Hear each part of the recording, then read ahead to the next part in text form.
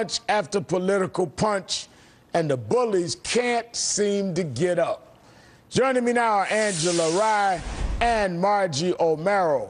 Thank you both for coming on the show tonight. Thank you, Reverend.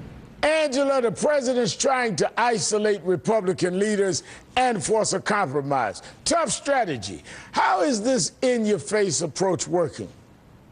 Well, Rev, I think that you can see the fruit of his labor. Right now, the president has held a very hard line to what he wanted to accomplish with the State of the Union address. He was very clear about immigration, about gun control, about what we need to do to rectify the state of the American economy. And therefore, he's telling the Republicans, look, I have the American people on my side. You can either get on board or you can go somewhere else. But I'm going to work very hard to ensure that these goals that I share with the American people are reached. If he continues to hold this line, Rev, I do think that we have a really strong chance of winning the 17 seats required to gain the House back in 2014. Now, Margie, Angela used the term fruits of his labor.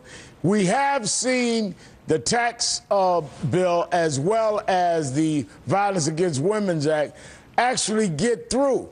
Is this strategy beginning to work, where he's been able to get some Republicans by some assertive way to go with him and push things through?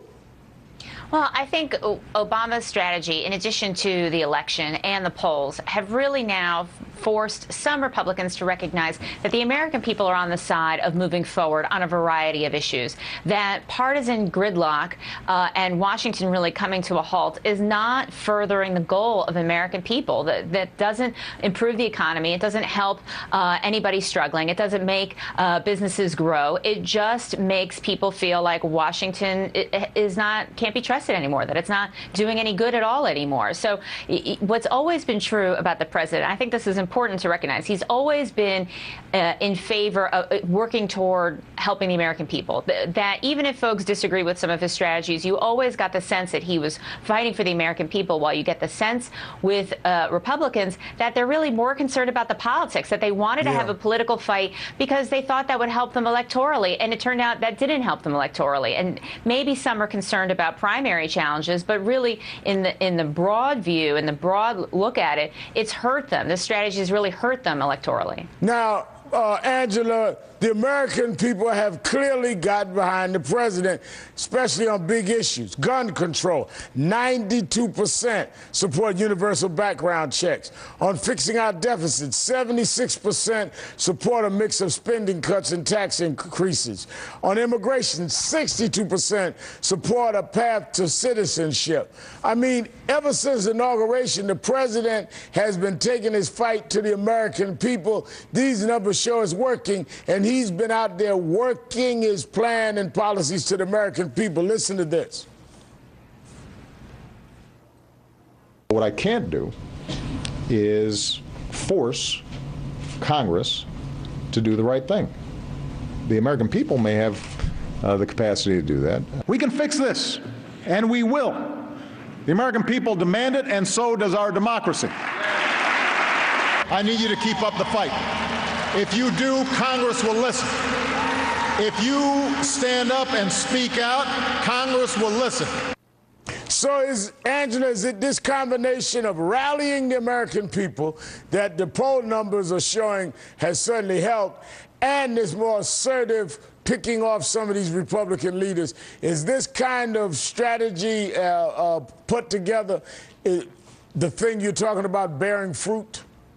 Yes, Rev, when you consider the fact that the president has taken an all-hands-on-deck approach, and he's saying, you know, if I can't get the Republican majority in the House on board, I can certainly get members of their districts on board, because the American people at large support the president's agenda. Furthermore, when you look at what the House is actually voting on, all they can really reach agreement on are the naming of federal buildings and post offices. Well, that's not a high priority for the American people. Okay, so the president is saying we got large issues to address. I certainly need everyone's help, and I'm going to continue to move forward with this agenda until we see some real movement here. So the Republicans definitely have a choice, and I hope they make the right decision for the sake of the country. Now, Margie, the Washington Post talks about how the president is already looking toward the next election, the midterm elections next year.